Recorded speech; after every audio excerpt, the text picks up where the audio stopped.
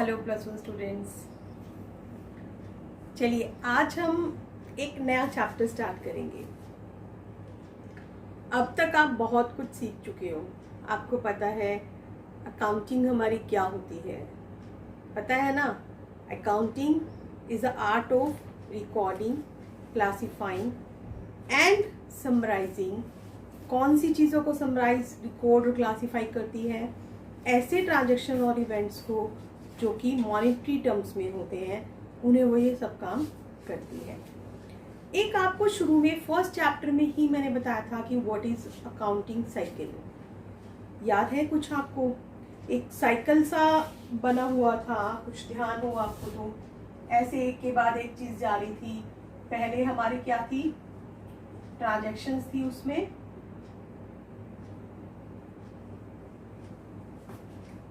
है ना, ट्रांजैक्शन थी। फिर उसको आप कहाँ लिखते हैं? जर्नल में। फिर आप क्या बनाते हैं? लेजर। लेजर के बाद ट्रायल बैलेंस, और ट्रायल बैलेंस के बाद फिर आप क्या बनाते हैं? अपने फाइनल अकाउंट्स बनाते हो। और फिर वापसी अपनी उसी चीजों पे हमारा, मतलब ये चक्कर हमारा चलता रहता है हर साल। तो ये हमारा क्या था? ये हमारा है अकाउंटिंग साइकिल। आपको अब तक पता चल चुका है कि ट्रांजैक्शंस क्या चीजें होती है। किसी को माल बेचा, किसी से खरीदा, उधार बेचा, नकद बेचा, काफी सारी टर्म्स की आई थिंक आपको नॉलेज अब अच्छे से हो चुकी है। कहीं पे फिर भी डाउट लगता है तो आप रिवाइज करिए उसको और फिर दोबारा इसको देखिए, तो टफ नहीं लगेगा। धीरे धीरे आप इसके यूज टू हो जाएंगे इन टर्म्स के, तो टफ नहीं होगी हमारी। ठीक है, तो ट्रांजैक्शंस हम लोगों को पता चल चुका है। मेन एक चीज थी कि वो मॉनेटरी टर्म्स में जिनको आप एक्सप्रेस कर सके, फाइनेंशियल कैरेक्टर्स को आपको लेना है जिन्हें आप मॉनेटरी टर्म्स में कन्वर्ट कर सके, एक्सप्रेस कर सके, वो हमारे यहाँ पे ट्रांजैक्शन लेते हैं। अब इसमें फर्स्ट स्टेप जो है वो है हमारा जर्नल। जर्नल क्या है? इसको एक और नाम से भी बोलते हैं बुक्स ऑफ ओरिजिनल एंट्री। अब बुक्स ऑफ ओरिजिनल एंट्रीज को क्यों बोला जा रहा है? क्या चीज है ये? देखिए, हर कोई जो बिजनेस होता है वो ये चाहता है कि अपना प्रॉफिट या लॉस का वो पता लगाए। चाहता है ना वो प्रॉफिट या लॉस का पता लगाना। जब वो अपने प्रॉफिट और लॉस का पता लगाना चाह रहा है तो वो ये भी चाहेगा ना कि भाई हर चीज उसके सामने हो। उसे हर चीज अपने पास रिकॉर्ड रखनी पड़ेगी, हर इवेंट लिखना पड़ेगा उसमें कि कितना आया, कहाँ से आया, पैसा कहाँ गया, ये सारी चीजें जो हैं उसको बतानी पड़ेंगी ये चीजें। तो उनके लिए हम सबसे फर्स्ट स्टेप हमारा क्या करते थे? जर्नल। तो जर्नल की हम बात कर रहे हैं यहाँ पे। तो बुक्स ऑफ ओरिजिनल एंट्री में हम अपनी एंट्रीज करते हैं। अब हर एक बिजनेसमैन है, वो जानना चाह रहा है प्रॉफिट कितने हैं, लॉस कितने हैं, है ना, सारी चीजें हम उसमें लिखते हैं। तो अब ये क्या चीज है हमारी, हम इसको पढ़ेंगे डिटेल में, क्योंकि ये हमारा फर्स्ट स्टेप है जो आपका अकाउंट्स का है। उससे पहले मैं आपको एक अकाउंटिंग इक्वेशंस करवा चुकी हूँ, मैं आपको डबल एंट्री सिस्टम का बता चुकी हूँ।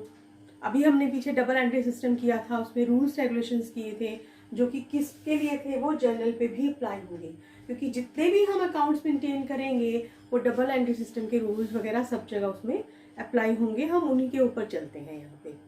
तो इसका एक फायदा तो क्या होता है कि जब भी आप देखो कोई बिजनेस करते हो, अब कोई छोटा मोटा बिजनेस है तो एक ट्रांजेक्शन, 2 ट्रांजेक्शन, 10 ट्रांजेक्शन हो गई, है ना।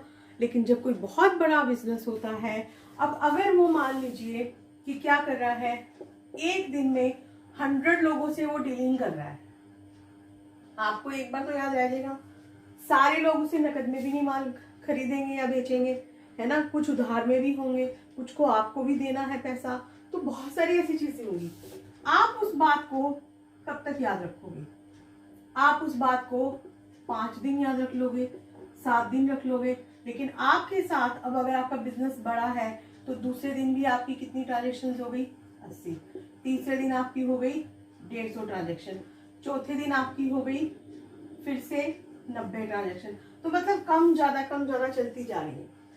अब मान लीजिए कि क्या है कि मुझे याद आया कि भाई मैंने पहले दिन वो किया था या नहीं किया था, मुझे याद आएगा? मुझे याद ही नहीं आएगा। भाई मैं तो रोज 100 की डीलिंग कर रही हूँ।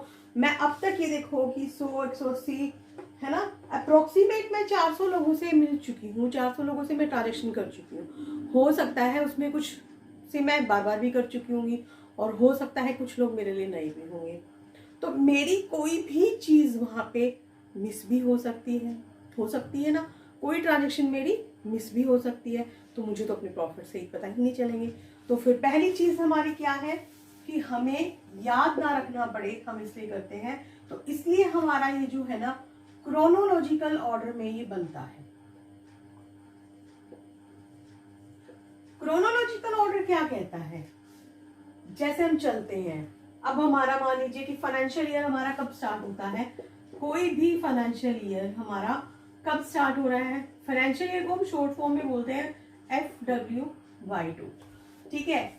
वो हमारा स्टार्ट होता है 1 अप्रैल से लेकर 31 मार्च जो नेक्स्ट ईयर की है ना। अब अगर मैं बात करूं कि यहाँ पे, अब अगर इस साल की बात करूं तो अब क्या चल रहा है, अब चल रहा है मई 2020।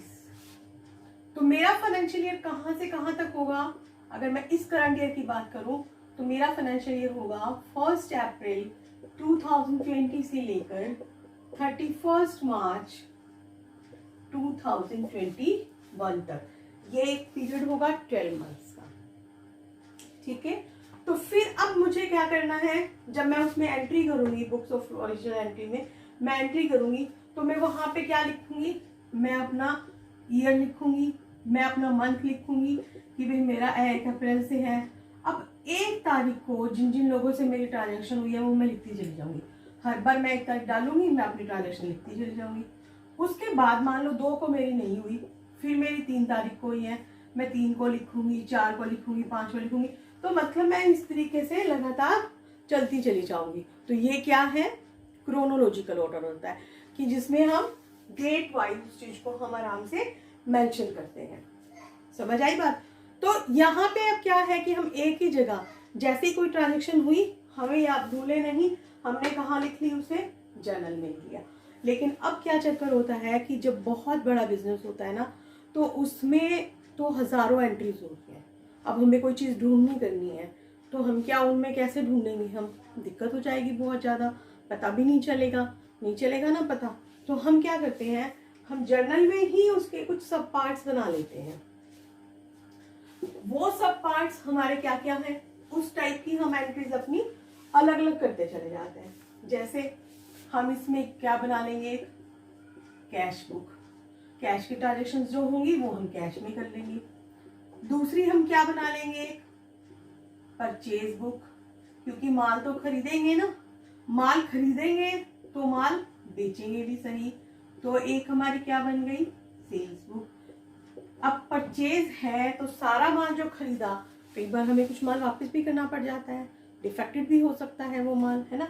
तो हम उसको क्या करेंगे, हम उसको परचेज रिटर्न, ठीक है, परचेज रिटर्न बुक हमने बना ली। अब ऐसे ही जो लोगों को माल बेचा है उसमें कोई दिक्कत हो गई तो वो लोग भी हमें माल वापस कर देंगे, तो वो कौन सी बुक बन गई, सेल्स रिटर्न बुक बन गई वो, है ना। अब इसी तरीके से अगर किसी को हमने उधार माल बेचा तो वहां पे हमारे वो क्या हो गए, बिल्स रिसीवेबल बुक हो गई हमारी यहाँ पे। अब उधार माल बेचा तो बिल्स रिसीवेबल, और नहीं तो जिसको हमने देना है उधार में हमने खरीदा था तो हमारी एक बिल्स पेबल बुक हो गई। और एक जो एंट्रीज हमारी इन किसी में से भी नहीं है वो हमारी किस में चली जाएंगी, जर्नल रोपर में। तो इस तरीके से ये हमारी इसकी जर्नल की जो है ये सब्सिडरीज बुक्स होती हैं। कौन सी बुक्स बोलते हैं हम इनको, जर्नल की सब्सिडरी बुक्स होती हैं, ठीक है। अब क्योंकि जब भी हम कोई चीज करते हैं ना, अगर हमें उससे पहले उन टर्म्स का पता होता है तो हमें अभी कभी भी वो काम करने में हमें दिक्कत नहीं आती है। तो इसीलिए मैं सबसे पहले आपको टर्म्स क्लियर करवाती हूँ और आप उन टर्म्स को अच्छे से समझिए, बार बार उसको देखिए, करिए। आपको अच्छे से समझ में आ जाएगी, धीरे धीरे आने भी लगेगी। और एक चीज मैंने आपको पिछले में भी समझाई थी, साइकोलॉजिकली स्ट्रोंग रहिए।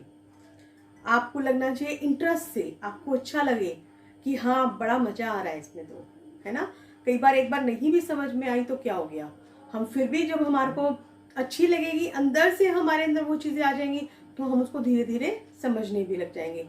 एक बात सीधी सी बस हमेशा ध्यान रखना, जब कोई चीज समझ ना आए तो तुमने पहली बार 1 2 3 भी सीखी थी, ABC भी सीखी थी, जब कुछ नहीं आया था, धीरे धीरे आप उन चीजों को करते चले गए थे। तो ऐसे ही ये भी एक नया सब्जेक्ट है, कोई प्रॉब्लम नहीं है। हो सकता है किसी को थोड़ा जल्दी आ जाएगा, किसी को थोड़ा देर से आएगा, लेकिन जब आप कोशिश करते हैं तो कोशिश करने वालों की कभी भी हार नहीं होती है। तो ये चीज आपको ध्यान में रखनी है। चलिए वापस मैं इस तरफ आती हूँ, इनमें से कुछ टर्म्स मैं आपको क्लियर करती हूँ। कैश तो आपको पता है, बिजनेस में जो भी पैसा है। अब यहाँ पे एक जो टर्म है ना ये परचेज। परचेज हमारी क्या चीज है? परचेज में हम लेते हैं अपनी गुड्स को। अब गुड्स हमारी क्या है, जैसे मैंने पहले भी आप लोगों को एक एग्जांपल दिया था इसका, कि एक मान लीजिए कि फर्नीचर का बिजनेस करता है। अब इसका फर्नीचर का बिजनेस है, ये फर्नीचर बनाता है कि बेचता है, ये काम वो करता है, ठीक है। अब इसकी दुकान पे जो फर्नीचर पड़ा होगा वो इसके लिए क्या है? गुड्स है, ठीक है। अब लेकिन एक दूसरा व्यापारी है, वो क्या करता है? कपड़े का बिजनेस करता है। इस कपड़े के बिजनेस वाले ने अपने शोरूम के लिए क्या किया? फर्नीचर ले लिया, शोरूम में इसने फर्नीचर लगाया। अब ये फर्नीचर क्या है? क्या ये गुड्स है? नहीं, ये गुड्स नहीं है। क्यों नहीं है ये गुड्स? क्योंकि वो जो बिजनेस कर रहा है वो क्लोथ का बिजनेस कर रहा है, उसका कपड़े का बिजनेस है। तो कपड़े के बिजनेस वाले के लिए फर्नीचर गुड्स नहीं है, लेकिन फर्नीचर वाले बिजनेस के लिए फर्नीचर गुड्स है। ऐसे ही अगर फर्नीचर वाला बिजनेस वाला जो है वो अपने शोरूम के लिए कर्टेन्स लेकर आए, मींस पर्दे लेकर आए, तो वो उसके लिए क्या गुड्स हो जाएंगी? नहीं, वो उसके लिए गुड्स नहीं होंगी। क्यों? क्योंकि वो उन चीजों को सेल परचेज नहीं करता है ना। वो तो उसकी दुकान में वैसे ही लगी हुई है। तो जिन चीजों को आप रेगुलर सेल परचेज करते हैं, जिस चीज का आपका बिजनेस होता है, उसके लिए हम टर्म क्या यूज करते हैं? गुड्स, ठीक है। तो एक चीज ये आपको पता होनी चाहिए। दूसरा आपको इसके साथ साथ क्या पता होना चाहिए, अगर आपने गुड्स खरीदी तो हम कभी भी ये नहीं कहेंगे कि गुड्स डेबिट, या कोई भी चीज वो डेबिट है, या फर्नीचर का बिजनेस है तो फर्नीचर डेबिट हो गया। नहीं, हम अगर हमारी गुड्स की बात कर रहे हैं, अगर हमने गुड्स परचेज की तो उसको कहाँ डालना है आपको? परचेज में। अगर हमने गुड्स सेल कर दी तो उसको कहाँ डालना है? सेल में। अब यहां से जो परचेज की हुई गुड्स वापस गई परचेज रिटर्न में, सेल की हुई जो गुड्स है वो वापस आ गई सेल्स रिटर्न में आ गई, वो है ना। तो इस तरीके से आपने इन चीजों को चलना है। यहाँ पे जो आपको ये भी पता होना चाहिए कि कुछ अकाउंट्स का, तो ये जो परचेज अकाउंट है ये आपका कौन सा खाता है? नॉमिनल। याद है मैंने आपको बताया था टाइप्स ऑफ अकाउंट्स, है कुछ ध्यान या भूल गए आप? चलिए मैं टाइप्स ऑफ अकाउंट्स को भी एक बार आपको यहाँ पे रिवाइज करवा दूंगी, कोई दिक्कत नहीं है, क्योंकि जर्नल एंट्रीज के लिए हमारे वो बहुत जरूरी है।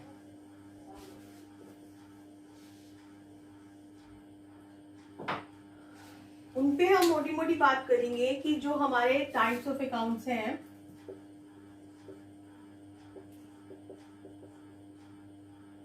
ठीक है, 3 तरीके के हैं हमारे, पर्सनल अकाउंट,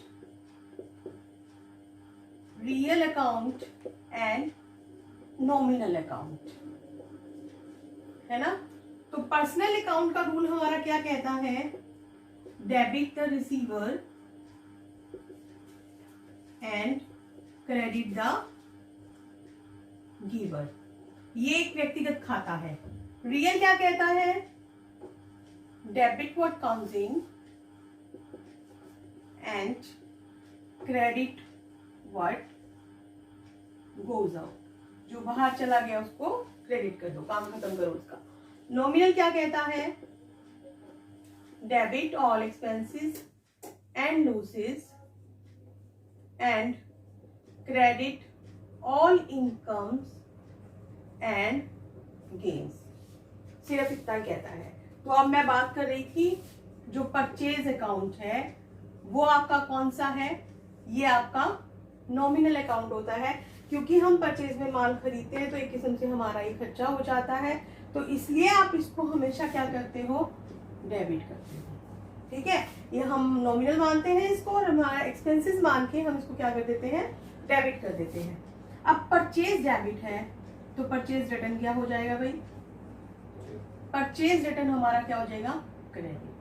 ठीक है ना, सेल भी इस परचेज का उल्टा ही है, तो परचेज डेबिट है तो सेल्स क्या हो गया, क्रेडिट। अब सेल्स रिटर्न आ गई तो सेल्स रिटर्न हमारा क्या हो जाएगा यहाँ पे, डेबिट, क्योंकि ये हमारा इससे उल्टा है।